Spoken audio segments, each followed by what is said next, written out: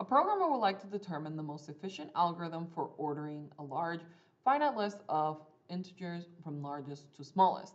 The programmer has the following information on several sorting algorithms. Okay, now, as a general rule of thumb, the sorting algorithm that is the most efficient or the best would be the one whose mathematical equation is considered the fastest, so that as the input size gets larger, our amount of execution that the computer will have to do, the amount of steps in order to go ahead and actually sort that list, it will be smaller than the other ones. Now, overall, it's a good idea to remember that the best sorting algorithm will always be one that uses log.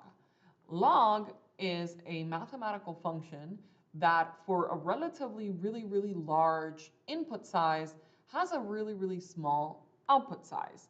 And so mathematically speaking, log is the best.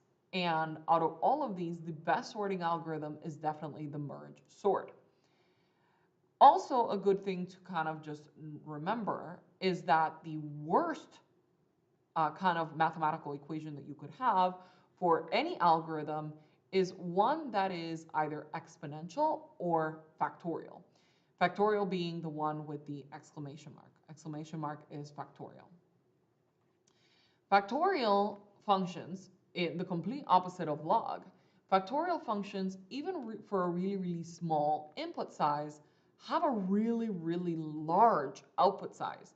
So that means that even for a small amount of items, I would have the computer doing a really large, unreasonable amount of execution steps, which is the opposite, right? We want to have, this list is like, 5,000 numbers long, and to sort it, it did it in 20 executions. It's really small.